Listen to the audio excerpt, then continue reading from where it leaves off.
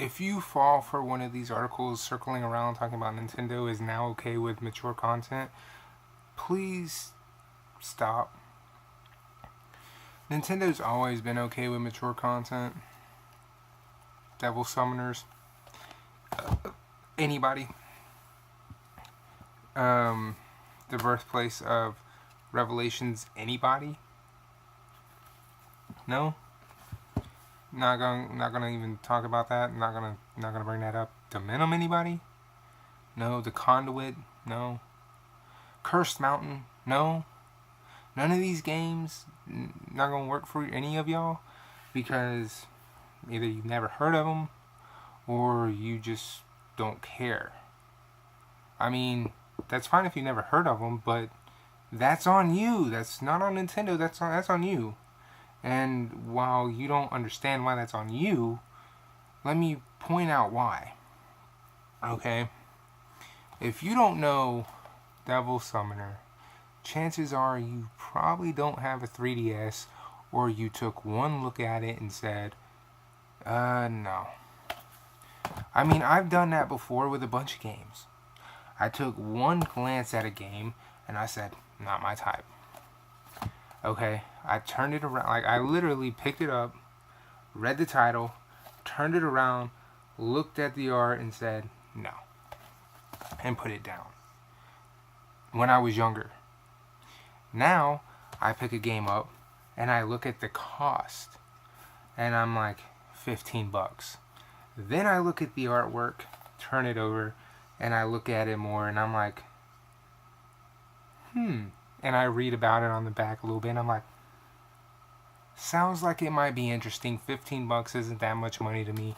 I buy it. And it sits in my collection. That's what I do. That's how I find out about a lot of games. I didn't know anything about Devil Summoner.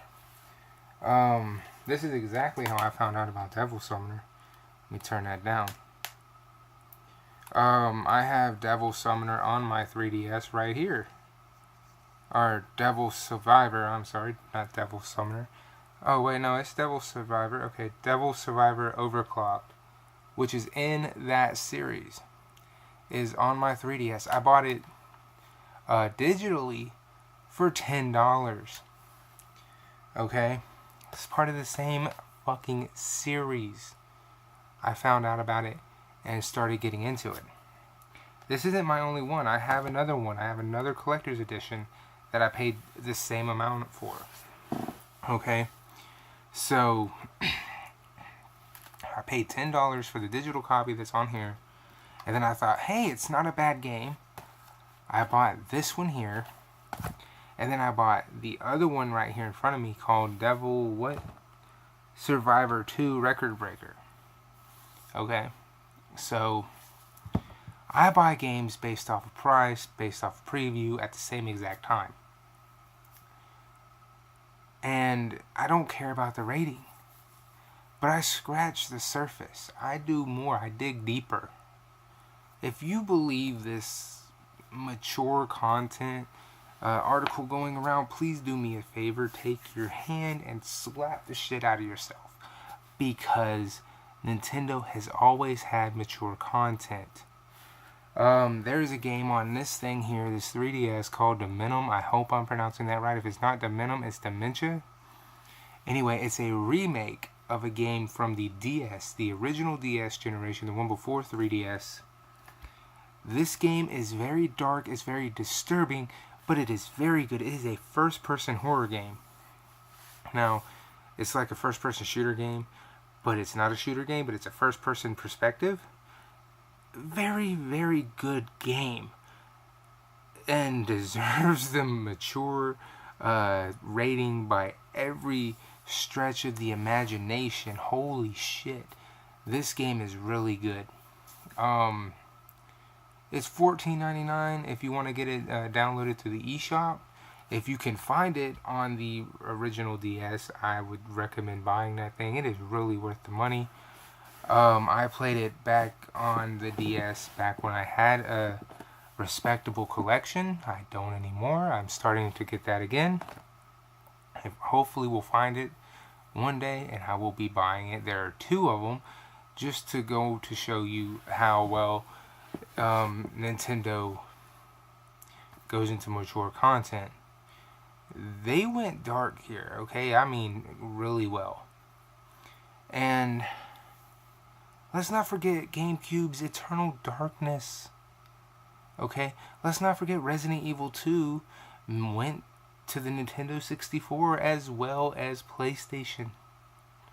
Okay? There's always been mature content on Nintendo.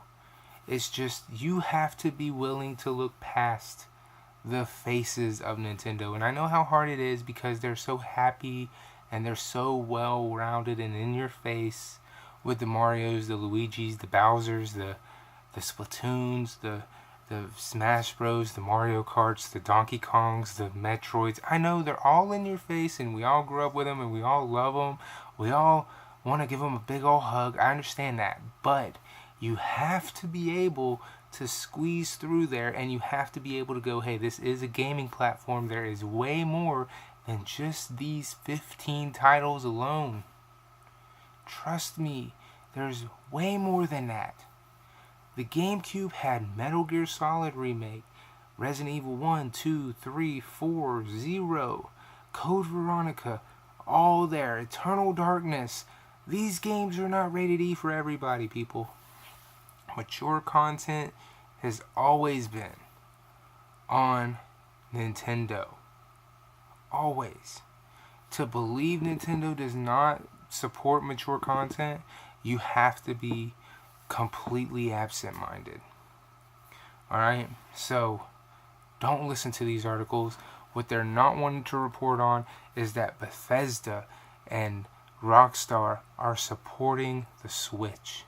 And they haven't supported Nintendo either ever or since the DS. And that's the actual news.